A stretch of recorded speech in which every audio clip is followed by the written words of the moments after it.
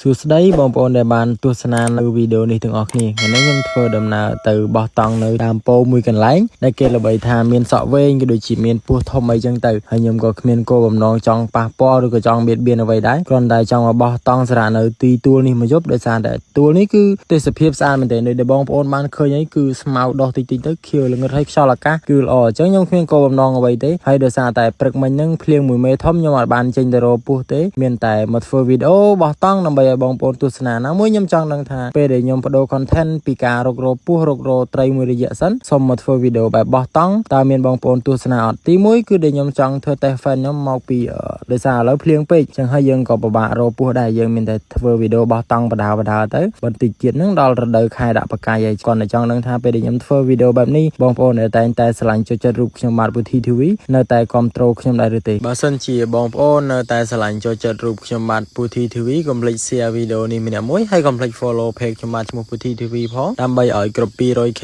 ខ្ញុំនឹងធ្វើជាកាដូចែក top fan ខ្ញុំចំនួន10នាក់ក្នុងមួយនាក់$10អញ្ចឹងខ្ញុំនឹងជះលុយ$100ដើម្បីចែក top fan អានេះវាជាការសន្យាខ្ញុំតាំងពី page ខ្ញុំ follow 128k ណោះហើយឥឡូវនេះចិត្តគ្រប់ 200k ហើយខ្ញុំចិត្តដល់ថ្ងៃអស់លុយហើយអញ្ចឹងបងប្អូនរូតជួយ follow page ខ្ញុំម្នាក់មួយដើម្បីឲ្យខ្ញុំបាន follow កាន់តែច្រើនទៅខ្ញុំធ្វើវីដេអូទៅកាន់តែមានពុកម៉ែបងប្អូនទស្សនាច្រើនហើយខ្ញុំក៏មានប្រាក់ចំណូលមួយកាក់មួយសែនដើម្បីផ្គត់ផ្គង់ជីវភាពគ្រួសារក៏ដូចជាចាក់សាំងចាក់អីដើរតាណាតាណីធ្វើវីដេអូឆ្ងាយឲ្យបងប្អូនបានទស្សនាចឹងទៅហើយថ្ងៃនេះខ្ញុំសូមបដូរប្រធានបទមកចូលសាច់រឿងខ្សែជីវិតពិតរបស់ខ្ញុំតិចមុននឹងខ្ញុំឈានចូលមកដល់ថាវិស័យ MMO អ្នកធ្វើ creator នេះបងប្អូនកាលពីដំបូងឡើយខ្ញុំជាអ្នកធ្វើសំណង់នេះបងប្អូនដឹងហើយខ្ញុំជាក្មេងសំណង់ម្នាក់ជាជាងសំណង់មួយរូបដែលធ្វើការសັດអណ្ដែតគ្រប់ខេត្តគ្រប់ទីមែនទេពេលខ្លះខ្ញុំក៏ធ្វើការបានប្រាក់ចំណូលក៏ដូចជាគេហៅថាគេបានលុយបានអីមកផ្ទះចឹងទៅពេលខ្លះក៏អត់លុយអីចឹងទៅហើយខ្ញុំក៏សម្រេចចិត្តថាការងារសំណង់វាអត់សូវទៀងអត់ដូចជាការងាររោងចក្រទេខ្ញុំក៏បដូរពីការងារសំណង់ទៅធ្វើការងាររោងចក្រមួយរយៈកាលហ្នឹងប្រាក់ខែគោលរបស់ខ្ញុំដូចជាតែ200តិចតួចទេ230អីទេបាទហើយខ្ញុំក៏ថែមម៉ោងថែមអីក៏នៅតែមិនគ្រប់គ្រាន់ដែរខ្ញុំក៏សម្រេចចិត្តឈប់ពីការងារទាំងអស់នោះមកចាប់នៅវិស័យ creator នេះវិញហើយកាលដែលខ្ញុំមកប្រឡូកនៅលើវិស័យ MMO នេះដំបូងគឺពិបាកមែនទេខ្ញុំអត់មានទីពឹងទេខ្ញុំមានតែបងធម្មជាតិបងប្អូនដឹងហើយធ្លាប់តាមដានខ្ញុំកាលហ្នឹងខ្ញុំពិតជាល្ងឹតល្ងងមែនទេខ្ញុំធ្វើដោយខ្លួនឯងដោយជាមិនមានគោលដៅមិនដឹងទិសមិនដឹងតំបន់មិនដឹងថាធ្វើតាណាតាណីមុនទេខ្ញុំក៏សម្រេចចិត្តថាទៅរកបងធម្មជាតិហើយបងធម្មជាតិគាត់គឺជាបងថ្លៃជីដូនមួយខ្ញុំទេពុនគាត់ហ្នឹងគឺបងជីដូនមួយខ្ញុំអញ្ចឹងគាត់ត្រូវជាសាច់ថ្លៃខ្ញុំដែរទេហើយគាត់ក៏ធ្វើវីដេអូម្នាក់ឯងក៏ដោយកដៃដែរខ្ញុំក៏សម្រេចចិត្តថាទៅធ្វើវីដេអូជាមួយបងដំបងបងប្អូនដឹងហើយខ្ញុំរត់ទៅលុយចាក់សាំងរត់ទៅលុយហូបទៅក្រូចមិនបានផងប៉ុន្តែខ្ញុំនឹងព្យាយាមជួបបងធម្មជាតិឡើងលអាងផងអីចុះលអាងឡើងភ្នំឡើងអញ្ចឹងភ្នំបងប្អូនធ្លាប់តាមដានខ្ញុំដឹងហើយខ្ញុំតស៊ូព្យាយាមមែនទែនតម្រាំតែបានមកចូលដល់ថ្ងៃនេះហើយខ្ញុំក៏អរគុណដល់ការគាំទ្រពីសំណាក់ពុកម៉ែបងប្អូនតែតែងតែគាំទ្ររូបខ្ញុំបាទពុធី TV ឲ្យខ្ញុំបាទមកដល់សពថ្ងៃហើយមួយរយៈចុងក្រោយនេះបងប្អូនដឹងហើយពេលដែលភ្លៀងពេកពេលដែលចិត្តចូលរដូវវស្សាយើងអាចចុះឡាងបានទេយើងមានតែមករកពោះរកកដោហើយមួយរយៈដែលខ្ញុំរកពោះនេះក៏ផ្ទុះខ្លាំងដែរក៏មានបងប្អូនគាំទ្ររូបខ្ញុំបាទពុធី TV ច្រើនមែនទែនអញ្ចឹងហើយខ្ញុំមានតែម្រាមដៃ10អរគុណពុកម៉ែបងប្អូនពីចម្ងាយដែលតែងតែស្រឡាញ់ចូលចិត្តរូបខ្ញុំបាទពុធី TV ក៏ដូចជាបងធម្មជាតិហើយជាពិសេសនោះក្រុមរបស់ខ្ញុំបើសិនជាថ្ងៃណាមួយពេលដែលខ្ញុំកាន់តែដើរទៅមុខកាន់តែមានជំហរកាន់តែមានជំហានបោះបានឆ្ងាយរៀបរាប់ក៏ដូចជារាយរាប់ពីជីវប្រវត្តិពិតរបស់ខ្ញុំឲ្យពុកម៉ែបងប្អូនបានស្ដាប់ទេហើយមួយទៀតខ្ញុំសូមបកស្រាយក្នុងវីដេអូហ្នឹងមានបងប្អូនមួយចំនួនគាត់នៅតែឆាតមកខ្ញុំច្រើនមែនហេតុអីបានពុធីដាក់ទីតាំងក្នុង page ថាដាក់ថានៅខេត្តបាត់ដំបងហេតុអីបានខ្ញុំរស់នៅក្នុងខេត្តសៀមរាបដោយសារតែខ្ញុំជាអ្នកខេត្តបាត់ដំបងទេខ្ញុំកើតនៅក្នុងខេត្តបាត់ដំបងស្រុកមោងឫស្សីឃុំព្រៃតូចភូមិកូនខ្លងនេះគឺជាស្រុកកំណើតផ្ទាល់របស់ខ្ញុំហើយពេលដែលខ្ញុំមានគ្រួសារខ្ញុំចាប់ផ្ដើមបដូរទីតាំងមកនៅខេត្តសៀមរាបស្រុកពួកឃុំព្រៃជ្រូកភូមិប្រាសាទអញ្ចឹងហើយពេលដែលខ្ញុំ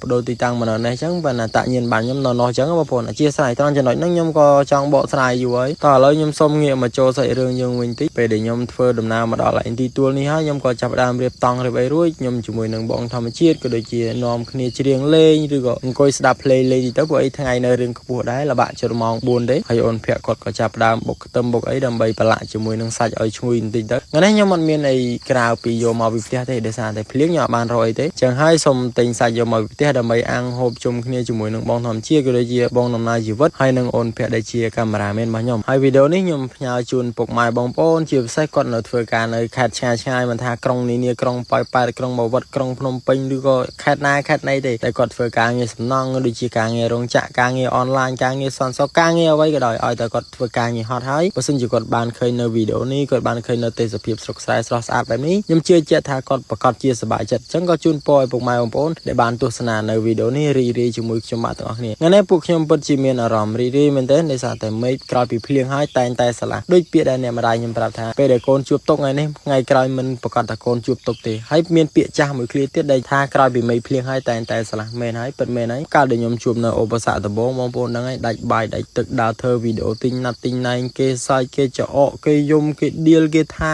គេសួរសពបែបសពមុខជាពិសេសអ្នកសាច់ឯងហ្នឹងម្ដងគេខមមិនសួរថាឯខំម៉េចឈឺពីណាមើលឯខំម៉េចគេឲ្យឯប្រមាណការងារអត់ខំប្រឹងធ្វើរស់ស៊ីចិញ្ចឹមប្រពន្ធកូនទេដើរធ្វើវីដេអូឈួតរលាករលកាលដែលខ្ញុំចាប់ផ្ដើមដំបូងបងប្អូនខ្ញុំរងសម្ពាធច្រើនមែនទេថ្ងៃខ្លះពេលដែលខ្ញុំអានខមមិនហើយខ្ញុំដេកហូរទឹកភ្នែកម្នាក់ឯងក៏មានដែរប៉ុន្តែខ្ញុំមិនដែលប្រាប់គ្រួសារខ្ញុំថាខ្ញុំកាត់អីទេខ្ញុំនៅតែខំប្រឹងធ្វើពេលដែលខ្ញុំមកឈរដល់ថ្ងៃនេះ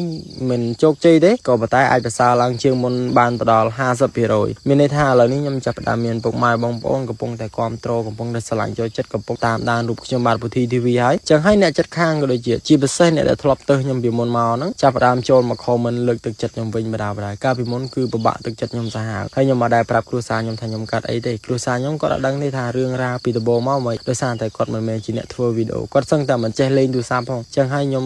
ខំប្រឹងធ្វើវីដេអូទៅខ្ញុំរងសម្ពាធច្រើនប៉ុន្តែខ្ញុំនៅតែតស៊ូព្យាយាមហើយក៏អរគុណដល់ការរិះគន់របស់គេការរិះគន់របស់គេនេះហើយទៅធ្វើឲ្យយើងមានចំហដ៏រឹងមាំដល់សប្តាហ៍ថ្ងៃអរគុណពុកម៉ែបងប្អូនពីចម្ងាយដែលតែងតែគាំទ្ររូបខ្ញុំបាទពុធី TV ហើយបើសិនជាបងប្អូនចូលចិត្តទស្សនានៅវីដេអូបែបនេះឬក៏វីដេអូដែលខ្ញុំដាក់បកាយអីអាច comment ប្រាប់ក្នុងវីដេអូនឹងបានដោយសារតែឥឡូវនេះមួយរយៈចុងក្រោយនេះគឺអស់ពុះរោហើយអញ្ចឹងខ្ញុំក៏ចាប់ផ្ដើមត្រឡប់មកធ្វើ content បែបនេះបន្តិចម្ដងដើម្បីបងប្អូនបានទស្សនាឲ្យសមភ្នែកសិនតិចទៀតហ្នឹងខ្ញុំនឹងដាក់បកាយឬខ្យងចាប់ក្តាមចាប់អីតាមស្រែឲ្យបងប្អូនទស្សនាប្រចាំថ្ងៃប៉ុន្តែខ្ញុំសូមចិត្តបងប្អូនមួយកុំភ្លេចមើលវីដេអូនេះហើយកុំភ្លេចជួយ share អ្នកមួយហើយក៏ដូចជាអ្នកដែលមកថ្មីកុំភ្លេច follow page ខ្ញុំបាទពុធី TV ផងដើម្បីឲ្យគ្រប់ 200k ខ្ញុំនឹងធ្វើការចែកថោ fan ខ្ញុំចំនួន10នាក់ក្នុងមួយនាក់$10ជាចុងក្រោយក៏អរគុណដល់ពុកម៉ែបងប្អូនដែលតែងតែស្រឡាញ់គាំទ្ររូបខ្ញុំបាទពុធី TV សំណាងល្អសុខភាពល្អរោគទទួលទានមានបានទាំងអស់គ្នាអរគុណឥឡូវនេះខ្ញុំបានមកជួបជាមួយនឹង idol ដែលគាត់ធ្លាប់ធ្វើវីដេអូកាលពីជំនាន់ខ្ញុំអត់ទាន់ចេះធ្វើវីដេអូហើយខ្ញុំចង់ឲ្យគាត់និយាយពាក្យមួយឃ្លាកាលដែលគាត់ចាប់ដើមធ្វើនៅវីដេអូដំបូងបងសុំមួយឃ្លាដែលបងនិយាយមិញមានអារម្មណ៍ថាលះមែនទេការចាប់ដើមដំបូងបាទ បងប្អូនអរគ្នាឥឡូវយើងជួយ follow ខ្ញុំសុំជួយ follow ខ្ញុំមួយមកហើយជួយ like ជួយ share ហើយឃើញហើយចូលលេងផ្ទះខ្ញុំផងហើយ comment ក្រោមវីដេអូខ្ញុំមួយផងខ្ញុំនឹងចូលទៅសងវិញអ្នកទាំងអស់គ្នាវិញគ្រប់ផ្ទះហ្មងហើយសង្ឃឹមទាំងបានទៅផ្ទុះទាំងអស់គ្នានឹងខ្ញុំបានមានវីដេអូមាន menu ទាំងអស់គ្នាអូបងប្អូននេះ Facebook ទៅសើមួយខែអីនេះបងប្អូនទាំងអស់គ្នា Facebook ឲ្យអីគេឲ្យមេដៃឬក៏ Facebook ទៅសើយើងចាប់ផ្ដើមផុសវីដេអូអានេះនិយាយទៅបងជាមួយគេជេរទូរស័ព្ទបងប្អូនតាមកប៉ាត់ហ្នឹងខ្ញុំគាត់រំលឹកនៅអនុស្សាវរីយ៍ដំបូងទេចាប់ដើមដំបូងមិនមែនចូលលេខតែខ្ញុំខ្ញុំចូលលេខតែយើងវិញ